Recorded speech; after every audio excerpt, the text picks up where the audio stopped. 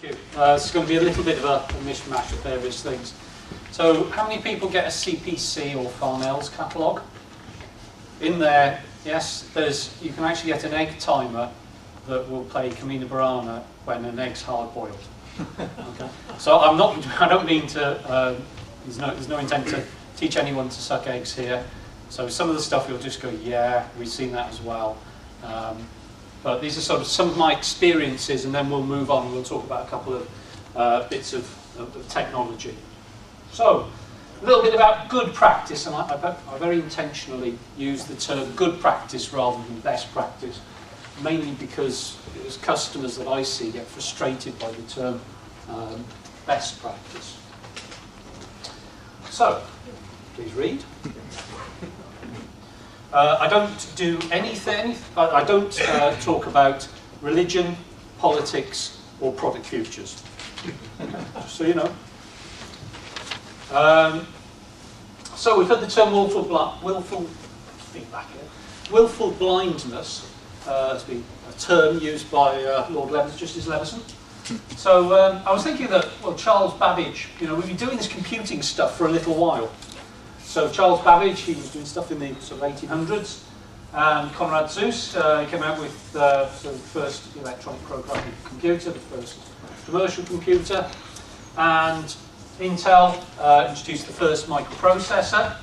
But still in 2012, it is not uncommon, and this isn't something that's in any way particular to Oracle. I have friends, people I was in college with, or worked with previously, who work for other organisations and support, and it is not uncommon to have serious distress and seriously distressed executives because a backup can't be restored. And this, one of the most common causes seems to be, well, we did the backup, but the tape drive wasn't working properly, and nobody noticed. How many people have had this, or have friends who've had this? Yeah? So, a local university, which is in Aberystwyth in mid-Wales, their computing services have a disaster day once a year, where one person decides, right, we're going to have a disaster, and they mock up a disaster. And they had we've had a catastrophic failure. Can we restore from backup? And they couldn't. And you think, oh, okay, clearly that's not good. But at least they've learned. But then they had an issue previously where it happened for real, and they couldn't restore from backup.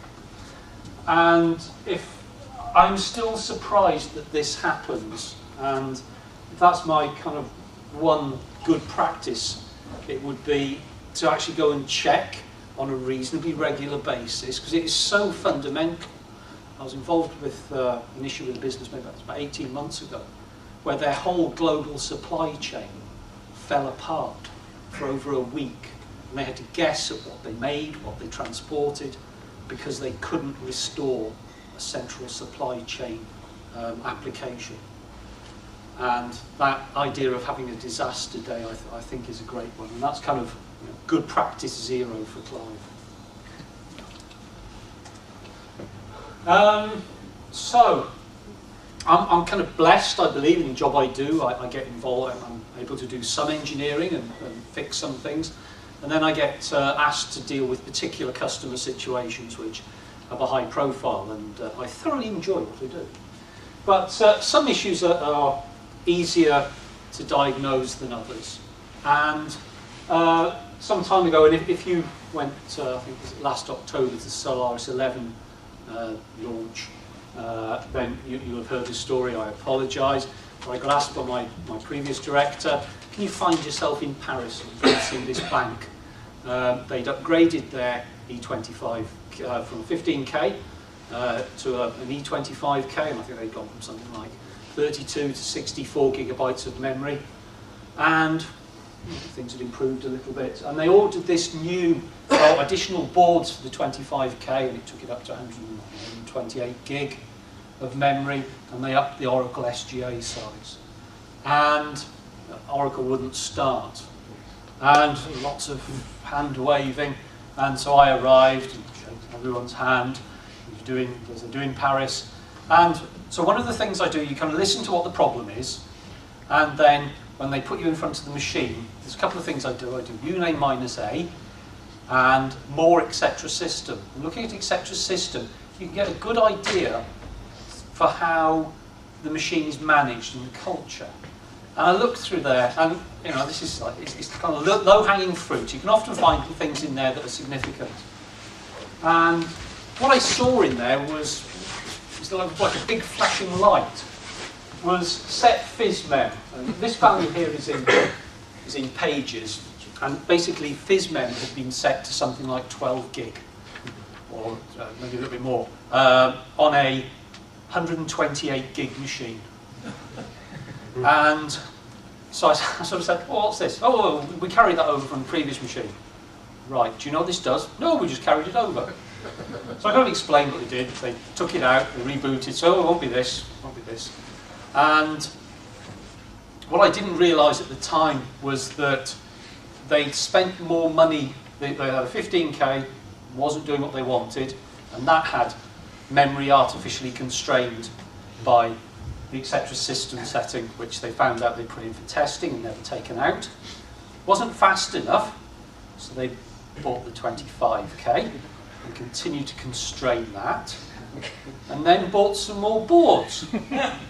And there was a very animated conversation between one of the directors and his admin, and at that point the salesman sort of turned to me and said, well, shall we go for lunch? Great, we'll get out of there. So, every so often, I've got no particular story, but KMEM flags, which is a kernel auditing, basically checking for certain kernel memory conditions like buffer overruns and corruption. And it's something that if there's a particular kernel memory corruption issue, either from ourselves or, heaven forbid, or a third-party driver, then we might ask you to set it in terms of tracking that down. And our internal, we have two builds, development builds of Solaris. There's a non-debug and a debug. And the debug will have KMEM flags set by default. And every so often we find customers who will log a performance call and they've still got KMEM flags set. And it's just one of those things, don't go into production. I haven't had to go anywhere for that one. Set SQ max size. So this is a network static variable, but its behavior has changed. It meant something different in Solaris 8. Or the implementation of the network stack in Solaris 8 changed. And then it changed in 9, and it changed very substantially in 10. So while setting it to 0 in Solaris 8 might have been a good thing if you were running benchmark, you probably didn't want to do it in production. And setting it to 20 might have been fine in Solaris 8 for a particular workload. But now in Solaris 10, the default value is, I think, 10,000. And I came across a customer having serious network problems a few weeks ago. And they had this, and they had 80 pods of 5 machines. And that was in their standard build. It was very network intensive. And you ask, why is this in here? And don't really know. Probably carried over from previous, without kind of thinking about it. I got involved with another customer issue. This one was in a bank in London.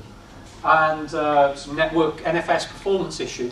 And they wanted to know the right setting. And the question I was asked, and the salesman who asked me, favour, can you just talk to this customer? Is they wanted to know what the right setting to tune _F lock rec. And I went, oh, I've seen that, but I don't really know what it means. So I went and had a look at the source code, couldn't find it. And I looked at the bug database. And I found it had been removed in Solaris 2.2 or 2.3. And they were adamant that they wanted an answer to what's the right setting. And I go, set it however you like. Again, max users. An example of this was a customer who set it to 8. The default values being 2048 or 4096 for some years now. And they said, well, there's never more than 8 people log in. Okay, and unless you've got and I believe the way to approach the etc. system is that unless there's a compelling reason, it should just have the comments in it, and certainly not carrying things forward. But this is easy pickings, and I've also got this theory of, I guess, thirds, is that on sort of the situations where executives get involved, and these are the ones we don't want to avoid.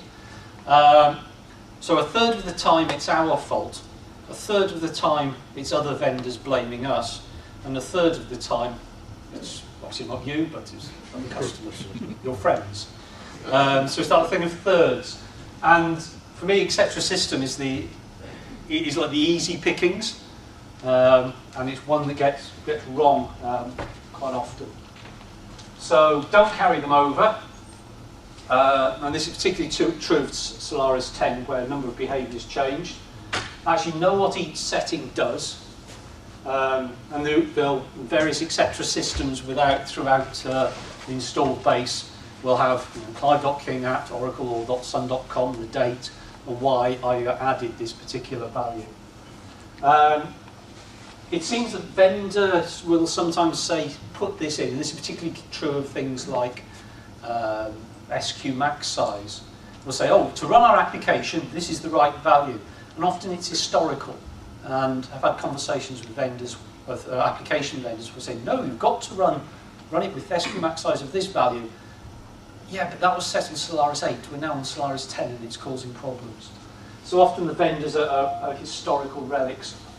And there really is no magic in terms of performance tuning. Unless, if you can avoid setting stuff in etc. system, I believe that's the right way forward. It's incumbent, each release we should make what was necessary for the previous release to run well. We should eliminate that.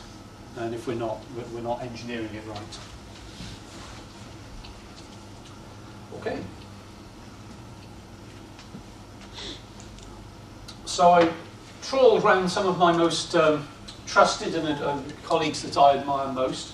And Tim Uglow, I worked with Tim for many years. As an individual, he knows a great deal about storage. I believe his arms and legs communicate with his brain via SCSI. One of the most sort of gifted people I've worked with. And I said, give us a story that demonstrates sort of one of your most memorable issues. And for this particular customer, who's going back a number of years, they bought tens of T2000s and they wanted to roll out a major product. And that product had been delayed by now numbers of weeks. And the application would run really well for sort of 8 hours, but would then stop. And there'd be months of admin time, months of support time, particularly sort of Java support, because it was a Java problem. So Tim went to site. He said he spent 3 hours in a meeting listening to what the problem was. And the sandwiches were very good. And then he sat on the machine. He said it took 5 minutes to find. And I asked him what his thought process was. And he said, well, I was in complete ignorance here. So I ran PR stat just to see what was happening. And I saw this RCAPD. And I didn't know what it was. I'd never seen RCAPD. And one of the attributes of Tim is an incredibly curious person. So, oh man, RCAPD. And from that, he found that during testing, the heap size for each process had been limited to 2 gig. So what would happen is that the application would sort of barrel along for 8 hours, get to the 2 gig limit, and then be swapped out to do something, be swapped back in. And that was just as the garbage collection kicked in. And this was really a failure of change control. But this is not, I'm sure everyone who works in support, whatever, whether it's internal to a vendor or a customer, recognises this sort of change control issue. So another one of my colleagues, equally esteemed, Chris Gerard. Chris wrote a tool which has made a huge difference to the quality of basic storage quality on sort of Sun and now Oracle. And it's a tool called Diskomizer. And basically what it tries to do is to turn spinning disks into slag. So it writes patterns to those disks, typically under very intense load, and will then read back that pattern and says, is that correct? Oh, no, it shouldn't be that, and then would report it. And that's found many issues so that you don't find them. But and this is going back probably 15 years ago, is that one customer had a long-running data corruption issue.